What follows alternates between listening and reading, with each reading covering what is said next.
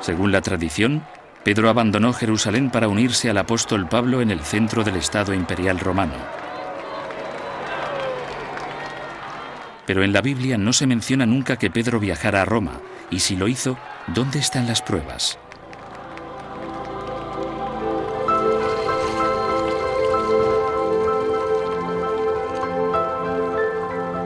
La búsqueda empieza en el año 312 después de Cristo, cuando dos generales de provincias, Constantino y Maxentio, luchan para convertirse en emperador. Sus ejércitos se encontraron en el puente Milvián, justo a las afueras de Roma. La noche antes de la batalla, Constantino tuvo una visión. Una cruz en llamas que ardía en el cielo con las dos primeras letras del nombre de Cristo escrito en griego. Un día después, el ejército de Maxentio fue derrotado. Como tributo por su victoria, Constantino decidió construir una basílica enorme justo en el lugar donde los cristianos creían que Pedro estaba enterrado. Pero no era una tarea fácil, puesto que la tumba estaba en la ladera de una colina. San Pedro fue enterrado en el cementerio que se extendía a lo largo de la ladera sur de la colina del Vaticano. Por eso, para construir ahí la basílica, Constantino tuvo que cortar literalmente la cima de la colina y trasladar 22.000 metros cúbicos de tierra. Gastó enormes cantidades de dinero y realizó un esfuerzo tremendo que se habría ahorrado de no estar absolutamente seguro que alguien del calibre de Pedro estaba enterrado ahí.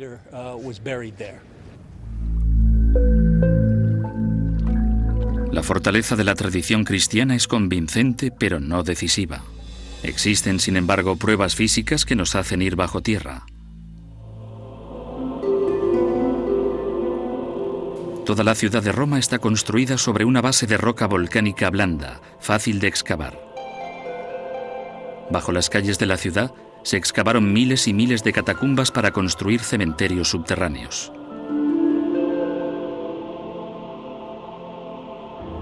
Los estrechos túneles y los pasajes están repletos de elaborados mausoleos y criptas para los ricos y nichos sencillos para los pobres. Las catacumbas suponían una forma más bien económica y práctica de enterrar a la gente en un espacio muy reducido. Porque si lo pensamos, los cementerios ocupan espacio y se necesita mucho dinero para comprar ese espacio. Y si es posible descender varios niveles, porque algunas catacumbas tienen incluso 4 niveles desde la superficie, también es factible enterrar a un mayor número de personas que en un cementerio que discurre por la superficie.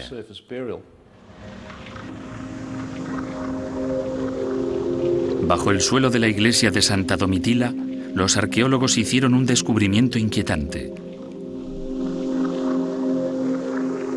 Frescos del siglo I pintados sobre yeso húmedo. El profesor Philip Esler cree que su valor es mucho más que decorativo. Durante el siglo I en Roma había una tradición muy arraigada de hacer retratos post-mortem. Muchos romanos querían tener retratos meticulosamente precisos de ellos mismos para colocarlos en sus tumbas tras su muerte.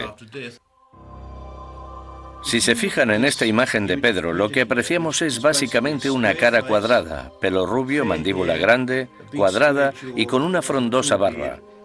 La misma imagen que encontrarán en todos los iconos de Pedro desde la fecha de este retrato hasta hoy.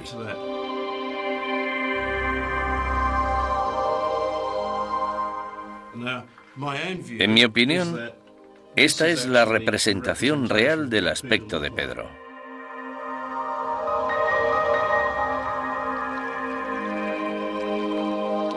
Una tradición de 2000 años de antigüedad y una imagen del siglo I después de Cristo afianzan el hecho de que Pedro hubiera viajado a Roma, pero la prueba más fehaciente se encontró bajo los pies del Vaticano. En el año 1939, unos arqueólogos que excavaban bajo el suelo hicieron un descubrimiento asombroso. Desenterraron una calle subterránea repleta de magnificentes tumbas del siglo I. Cientos de años antes, Constantino las había enterrado bajo tierra para formar la base de su basílica.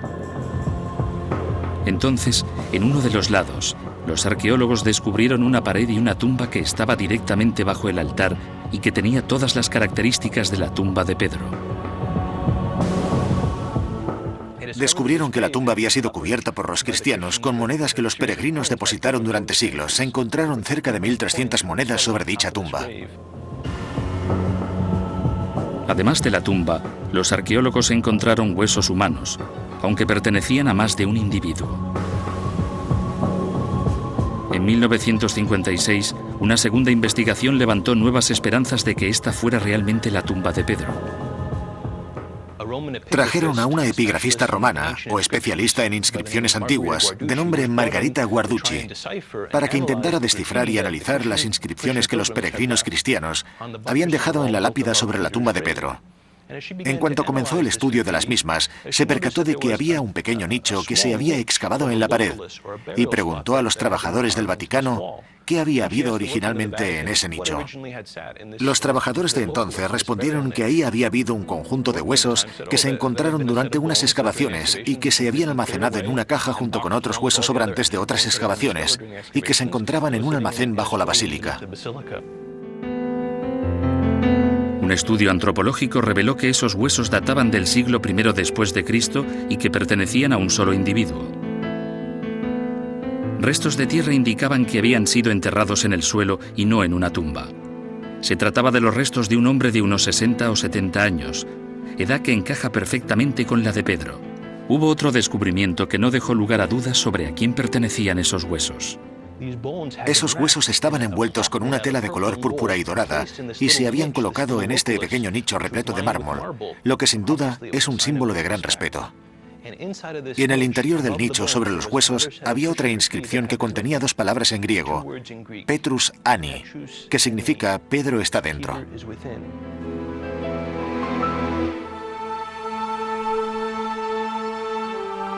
La Iglesia Católica devolvió los huesos a su lugar de descanso original bajo el altar situado en el corazón de la Basílica de Roma. Todos estos hechos sugieren que Pedro estuvo en Roma,